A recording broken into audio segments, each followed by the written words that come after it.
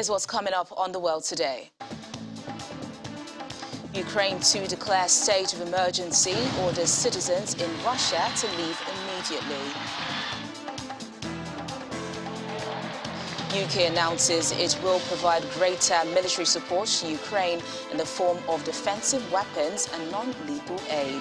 Plus, President Vladimir Putin says Russia is open to diplomacy but won't compromise on its security. Hello and welcome to the program. I'm Teniola Shobowale. We begin with updates on the situation in Ukraine. The government has announced that a state of emergency is to be declared on all the country's territory, apart from the Donetsk and Luhansk regions, where such a measure has already been in place since 2014. Officials say the measure is to initially last for 30 days, but could be extended for another 30 days if required. Ukraine has also urged citizens living in Russia to leave the country immediately. Up to 3 million Ukrainians are believed to live in Russia, and many people have family in both countries.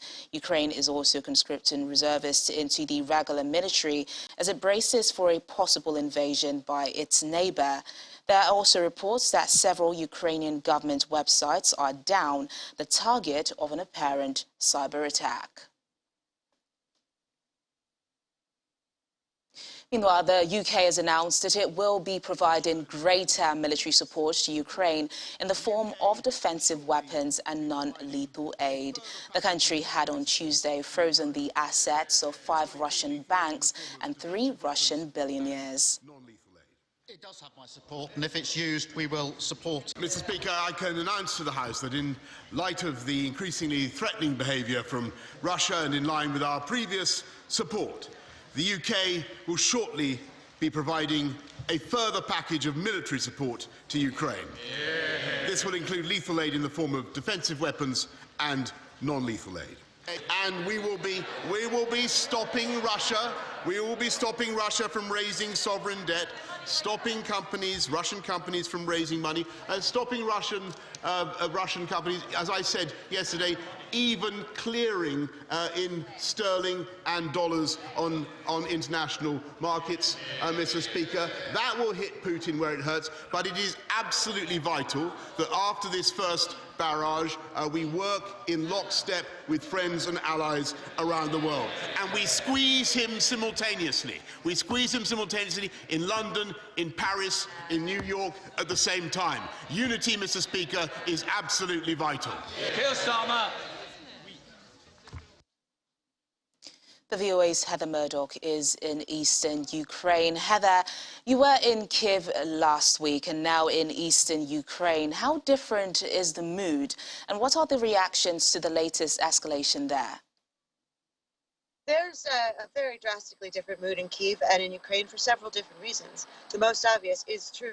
The threat to the lives and properties of the Ukrainian people is in eastern Ukraine, the immediate threat. And Kyiv is quite a distance from the border. So even if there is some kind of conflict in Kyiv, it doesn't seem imminent and it doesn't seem soon. There's another thing going on in terms of how people are reacting in the border areas. As you mentioned earlier, a lot of people have families on both sides of the border. So in some places like Kharkiv, where we were this morning, it's a city with many people with families on both sides of the border, and many people have Russian as their first language. Those people are not only thinking that there's probably not going to be a conflict in their area, but they're also thinking they're not sure how they feel about what outcome would be best if there was. But of course, farther south, in areas that have been more violent recently, there's also a lot of tension and a lot of fear that this could escalate quickly and their homes will soon be on the front line of a war. You know, the latest move by the government clearly conveys the impression of a government bracing itself for an escalation in the conflict. Let's speak about the declaration of a state of emergency. When is a vote on that likely to take place? And what would this declaration change? We've heard that a vote on the declaration of the state of emergency should happen this week, so very quickly. And what it would change on the ground is not entirely clear, but we understand it could mean curfews in places. It could also mean restrictions on large gatherings. It could also mean checkpoints set up to check the identities of people in various places. There are checkpoints in Ukraine, but not a tremendous amount. So we would expect to see a larger military presence on the streets, especially in the areas in the east close to the conflict zones. And amid these sanctions and the UK today announcing more military support for the country, has this helped in any way in calming citizens? Citizens in Ukraine, you would find, are surprisingly calm despite all of the panic and fear surrounding this conflict. People on the streets are generally calm here. And one of the things that people, especially in Kyiv, have told us, activists supporting the sanctions and international intervention in this conflict, is that the international support is what is making them calm. They believe, a lot of activists believe anyway, that the international community will support them as an independent country against Russia till the end. On the other hand, these sanctions are also potentially dangerous for the world. For example, the sanctions and especially the evacuations have already hurt the Ukrainian economy because people leaving, international saying it's no longer safe to do business in this region is bad for Ukrainian business as well as Russian business. So it goes both ways. For the most part, the people who support independent Ukraine and are afraid of an invasion from Russia are grateful that the international community is taking action in the form of sanctions, and for them, they hope also in the form of military assistance. All right then, Heather, thanks a lot for the update and do stay safe. Thank you. In the meantime, international condemnation continues to follow Russia's actions in Ukraine. Dozens of Ukrainian demonstrators gathered near the Russian embassy in Tokyo today to protest after Moscow ordered troops into separatist regions of eastern Ukraine. Around 40 protesters in Tokyo held Ukrainian flags and placards as they sang songs and chanted slogans while calling for peace in their home country. The point what we're gonna, why we came here today, first of all, we want a peace. We want Russia to stop. We want Russia to stop deploying their troops along Ukrainian border and to stop deploying their troops in Donbass. Because right now Putin is lying that they withdraw troops from Ukraine, but actually they become only more and more. And they are all alone, they are everywhere, you know, and they can just attack any moment, they can invade any moment. It's not enough at all. Like, come on, Russia, it's super big countries, they have like so many oligarchs. Like, not Russian, not American sanctions, they are not enough for now because they like, you know, they're saying, yeah, we'll like announce new sanctions when Russia will attack Kyiv. Come on, we wanted to do it before. We don't want Russia to attack Kyiv. Like we need to like prevent this. So the sanctions must be right now.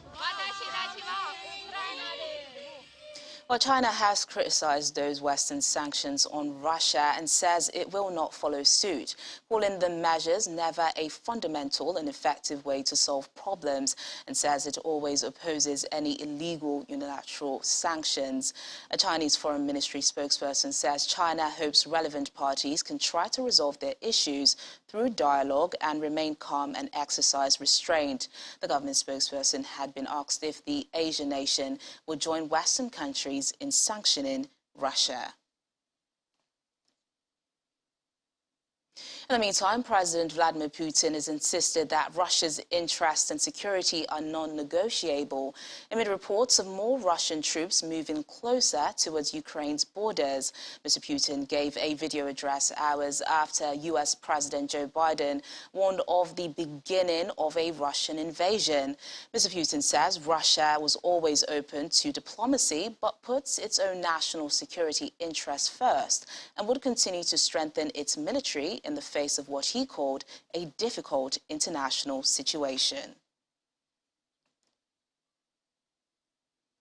The VOA's Ricardo Maquina is in Rostov-on-Don on the Russian side of the border. Ricardo, how are Russians reacting to the escalation of this crisis with sanctions and the recognition of Donetsk and Luhansk in eastern Ukraine? Hello, thank you for having me. Well, if we listen the official numbers, they say that 73% of the population is happy with this situation. But today here in Rostov, we were talking with people, and they have a lot of concerns. What will happen with the economy? What will happen with the currency, with the ruble that is already is now it's more expensive. The dollar is now stronger here in Russia. So there are not the happiness that was in the 2014 in the moment of Crimea. In the when the annexation of Crimea, almost all country was agreed. That was a good thing. But now it's not the case. There are a lot of people worried, but what will happen with the economy, and of course about the possibility of a big war with Ukraine. Well, Ukraine has urged citizens living in Russia, estimated to be up to 3 million people, to leave immediately. Are we seeing or likely to see a mass surge of people leaving?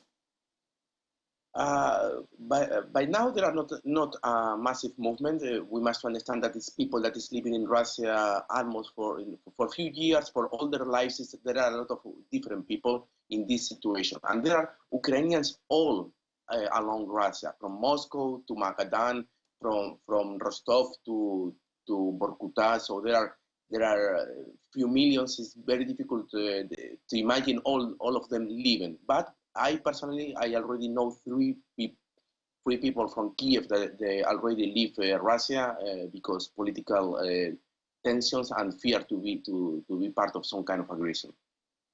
Well, President Vladimir Putin insists that diplomacy is still on the table. But how likely is this to work, with U.S. and French officials cancelling meetings with Russia over its latest move yesterday? Oh, well, the diplomacy is always open. I think any country in this crisis will be agreed that the diplomacy must to be the way. But after the last events, I think the credit of Vladimir Putin is over. No one will trust now the word of the Kremlin. After saying that they are not invading Russia for months, that after telling in national TV that everyone that tell about the invasion is a hysterical anti-Russian oppositor. So now to rebuild this trust in the Kremlin will be very, very difficult, and it will need some steps from Russian side that we are not seeing. In fact, we see in the other way. We see more troops going to Ukraine. All right, then, Ricardo, thank you so much for joining us on the program. Thank you. Still on the crisis in Ukraine, the Norwegian Refugee Council says millions could be displaced in the renewed conflict. The NRC says since 2014, the conflict civilian death toll has already topped 3,000, with over 7,000 people injured. Over 50,000 houses have been damaged or destroyed. 2 million civilians live within 20 kilometers of a front line, where political and military leaders are now having a tremendous buildup of military hardware that would lead to a senseless war, which would actually be unleashed among freezing, miserable pensioners. This also come on the program. U.S. trucker protest tagged the People's Convoy prompts National Guard deployment in Washington. Please stay with us. Thanks for staying with us. Iran's foreign minister says talks in Vienna on reviving a 2015 nuclear deal between Tehran and world powers have reached a sensitive point, and Western countries should take a realistic approach to settle remaining matters. The 2015 deal between Iran and world powers limited Tehran's enrichment of uranium to make it harder for it to develop material for nuclear weapons if it chooses to, in return for a lifting of international sanctions against Tehran.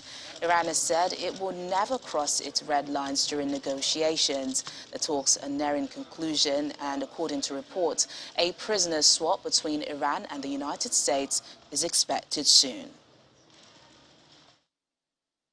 More than 20 people have been injured in clashes between migrants and police in the town of Tapachula on Mexico's southern border. Mexico's National Migration Institute says about 100 migrants, mainly from Cuba, Haiti and countries in Africa, joined in the protest. According to officials, migrants were trying to jump the queue for permits to allow them to continue their journey north. Every year, hundreds of thousands of people cross Mexico headed to the United States. Migrants threw stones and sticks at a member of the National Guard, and scuffles broke out between the two sides.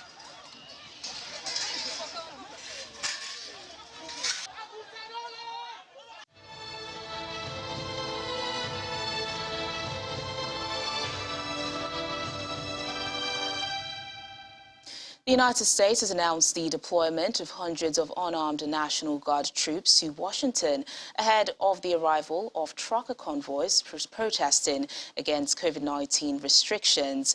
Defense Secretary Lloyd Austin approved the request from the District of Columbia government and the U.S. Capitol Police.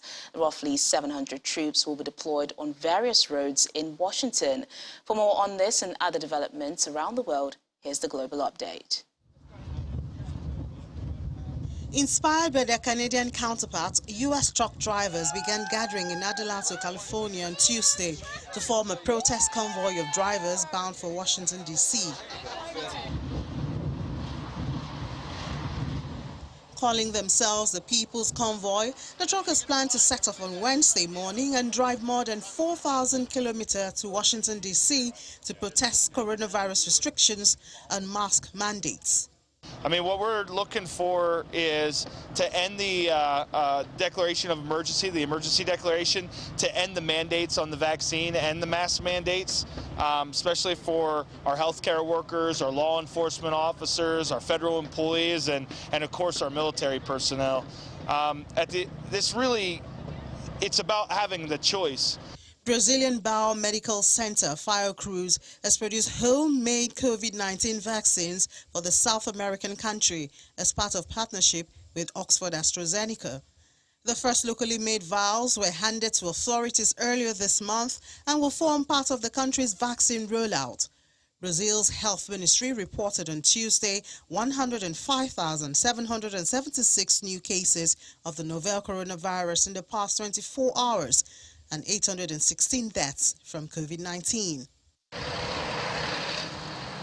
South Korea's health authorities say they are changing the COVID-19 quarantine framework from a stance of suppressing confirmed cases to an approach of minimizing serious cases.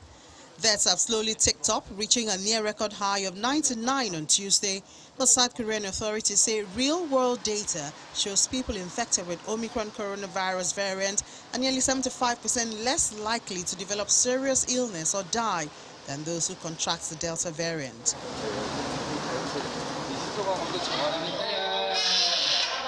Cambodia has started vaccinating children as young as 3 years old against COVID-19, making it one of the first countries to cover under 5 age group in a push to cover its entire population of 16 million.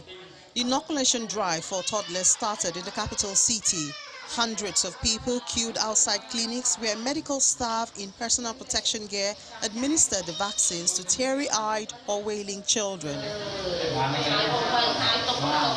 The Southeast Asian country has vaccinated over 90% of its population, among the highest rates in the region.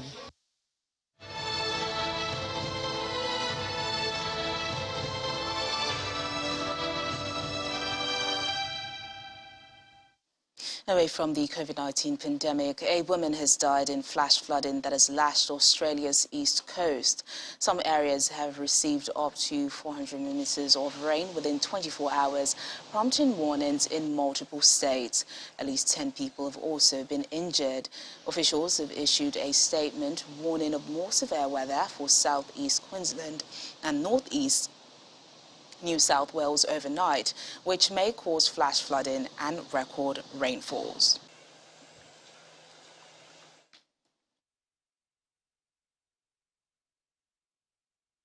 Indonesia's peatlands, California's forests, and now large ports of Argentina's wetlands all have been ravaged by extreme wildfires that herald a future of greater wildfires. And that's according to two new reports. With climate change fueling drought and farmers slashing forests, the number of extreme wildfires is expected to increase 30% within the next 28 years.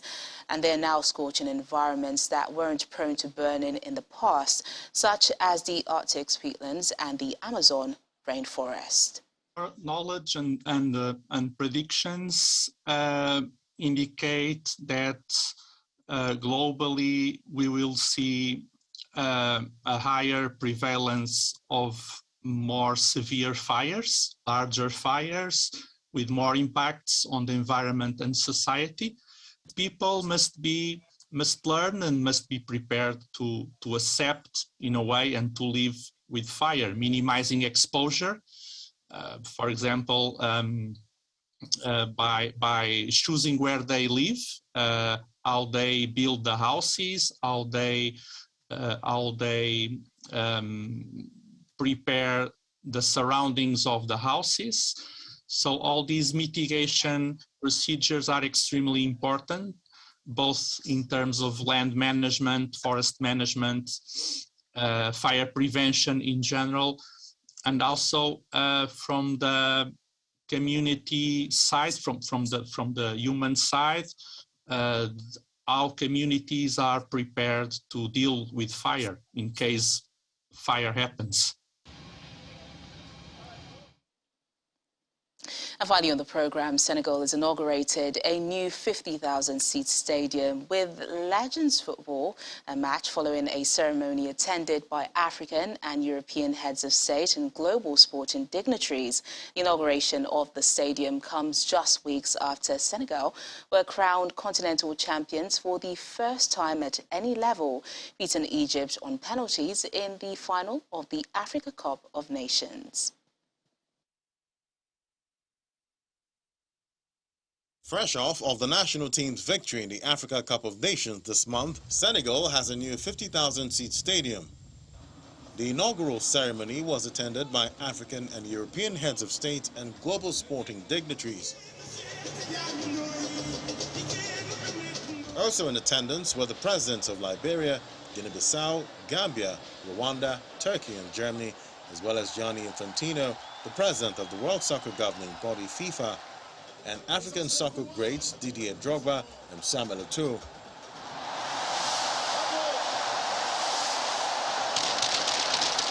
The ground, named after the country's president from 2000 to 2012, is in Diamniadio, a city which is being built about 30 kilometers from the capital, Dakar. Proud to be able to be here with you today to inaugurate this magnificent stadium. It is the first time we're in this stadium. It's certainly not the last. We're going to organize the best tournaments in the world here. This stadium is made for World Cups.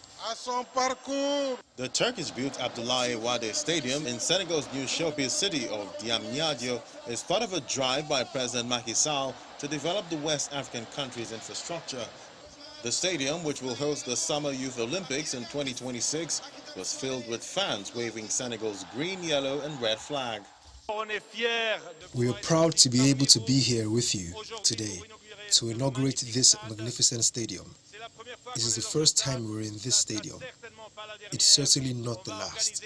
We're going to organize the best tournaments in the world here. This stadium is made for World Cups. National pride is high after Senegal, led by Liverpool forward Sadio Mane, claimed their first Africa Cup of Nations title by defeating Egypt on February 6 in Cameroon. The stadium is to host Senegal's international matches, with its first competitive game set to be second leg of the 2022 World Cup qualifying playoff between Teranga Lions and Egypt on 29th of March. And that's the programme today. Thank you so much for watching. I'm Tenyola Shoboale.